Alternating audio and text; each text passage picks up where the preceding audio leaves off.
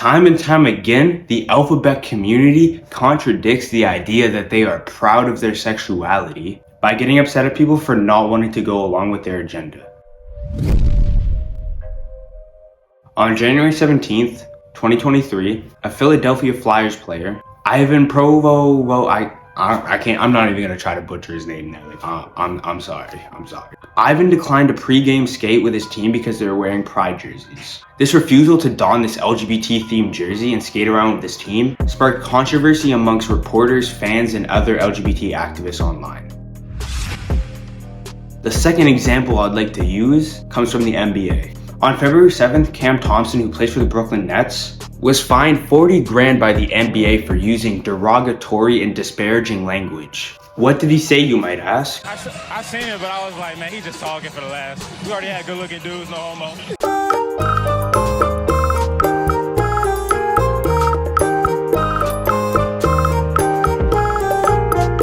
Yep. All he said was pause, and it costed him the price of a bench scoop. The fact that the LGBT community constantly seeks out people that do not like them, do not agree with their lifestyle, or even dares to make the slightest joke about them, trans jokes aren't funny, proves that they are not secure in themselves. Now, you might disagree with me or be thinking, how do I come to this conclusion? But it's quite simple, really. I'm just better than you. The definition of insecure in the context of a person is not confident or assured, uncertain and anxious. If someone constantly goes out to find people that do not accept their lifestyle and tries to force them to accept it, that is by definition insecurity. If you need other people to validate your lifestyle, you're not confident or assured in it. If you need other people to accept your sexuality so you feel accepted, your sexual preference and how secure you are in it is completely based on the approval of others. As a mixed person, I would never be offended by someone making a joke about mixed people or even clarifying that they're not mixed, since that's quite literally what pause is. It's just clarifying that you're not a homosexual. When you say something that someone can interpret as you admitting you are gay, you say pause to clear up any confusion. And I know what some of y'all already saying. Well, actually, if you weren't a raging homophobe, you would be fine with being called gay. But there's a problem with that argument. Most people, gay or straight, wouldn't want their sexuality to be confused with one or the other. But back to the main point. Why is this even an issue? Why is it bad that people constantly seek out ops to cancel on the internet or get fined by their employers? What's wrong with it is that we're creating a generation of kids and young adults that cannot function unless 99.999% of the population agrees with them. It creates a culture of entitlement and victimhood. If we have a bunch of kids being told that when people don't agree with what you do with your sexuality or your gender, they are bigoted and you're the victim of them. People will start to go as far as saying that not agreeing with people's gender identity or sexuality is violence.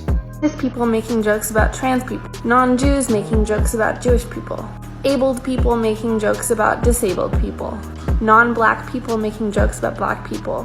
You are only causing harm to a marginalized community that you are not a part of. Oh my God, bro. Oh, hell no, man. What the fuck, man? Get your ass on, boy.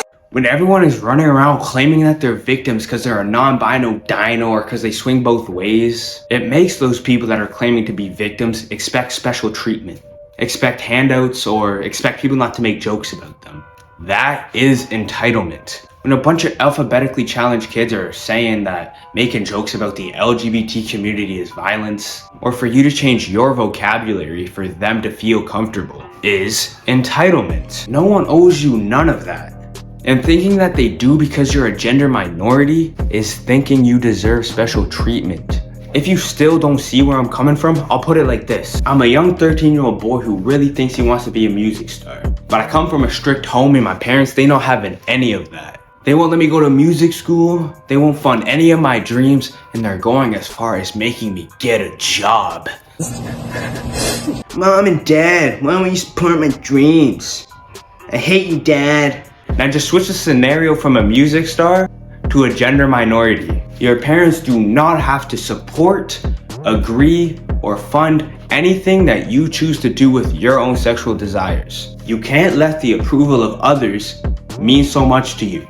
Constantly seeking approval isn't healthy, And if you still don't agree with me that getting upset over jokes about your lifestyle isn't healthy either, I'll put it like this. You expect me to 1. Change the way I speak to make others feel more comfortable with their sexuality or their gender identity, which is, by the way, insecurity. 2. You want me to treat you with special treatment by keeping in the back of my mind that this person wants to be called the they instead of she when I address her.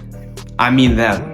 Then 3, you will get upset and claim that it's violence if I disagree. That's entitlement. It should not be the job of others to validate your identity or your insecurities. If you're insecure about something, the whole world shouldn't wear a flag, change how they speak, and go against their values to make you feel better about yourself.